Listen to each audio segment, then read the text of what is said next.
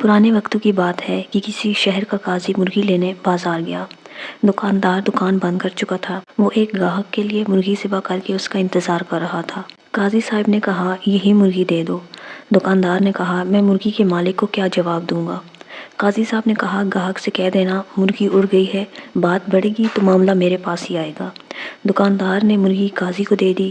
کچھ ہی دیر میں وہ گاہک آن پہنچا جس کی مرغی تھی۔ مرغی طلب کرنے پر دکاندار نے بتایا کہ مرغی تو اڑ گئی ہے۔ وہ نہ مانا اور دکاندار کو پکڑ کر قاضی کے پاس چل دیا۔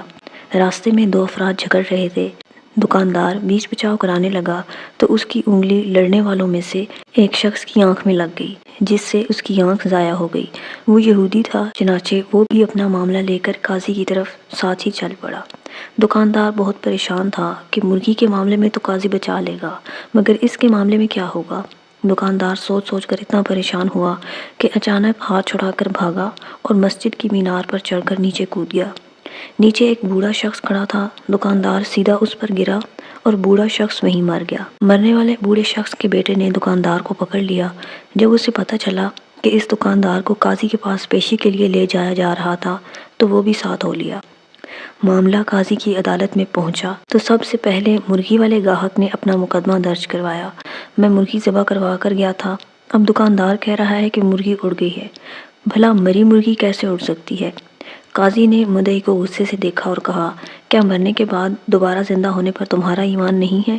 یہ سن کر وہ ڈر گیا کہ کہیں کفر کا فتویٰ نہ لگ جائے۔ اس نے کہا، بالکل، میں مرنے کے بعد دوبارہ زندہ کیے جانے پر یقین رکھتا ہوں۔ قاضی نے جواب دیا، تو مرغی کی زندہ ہونے پر کیوں یقین نہیں رکھتے؟ بیچارہ کیا کرتا؟ قاضی کے سامنے فیصلہ تسلیم کرنے کے سوا اور کوئی چارہ بھی نہیں تھا۔ اب قاضی کے پاس دوسرا مقدمہ تھا کہ دکاندار نے ایک یہودی کی آنکھ پھوڑ دی تھی اور یہودی قصاص کا طلبگار تھا۔ چونکہ یہودی کے لیے قصاص آدھا مقرر تھا، اس لیے قاضی صاحب نے فیصلہ سنایا کہ دکاندار نے یہودی کی ایک آنکھ پھوڑی ہے، اس لیے نصف قصاص دشوار ہوگا۔ بہتر ہے کہ دکاندار یہودی کی دوسری آنکھ بھی پھوڑ دے اور یہودی بدلے میں نصف قصاص یعنی دکاندار کی ایک آنکھ پھوڑے گا۔ فیصلہ سنتے ہی یہودی کی سیٹی گم ہو گئی کہ اگر دوسری آنکھ بھی چلی گئی تو کہیں کا نہیں رہوں گا۔ چنانچہ اس نے اپنی جان بچانے کے لیے دکاندار کو معاف کر دیا۔ اب تیسرے مقدمے میں بوڑھے کا بیٹا قاضی کے روبرو پیش تھا۔ قاضی نے معاملہ توجہ سے سنا اور فیصلہ سنایا کہ دکاندار کو مسجد کے اسی مینار کے آگے کھڑا کر دیا جائے اور مرنے والے بوڑھے کا بیٹا مینار کی اسی کھڑکی سے دکاندار پر چھلانگ لگا کر اس کی جان لے لے اور اپنا قصاص وصول کر لے۔ بوڑھے کے بیٹے نے کہا، قاضی صاحب، اگر دکاندار ذرا سا بھی ادھر ادھر ہوا تو میری اپنی جان چلی جائے گی۔ قاضی نے جواب دیا، تمہارا باپ بھی تو ادھر ادھر ہو سکتا تھا۔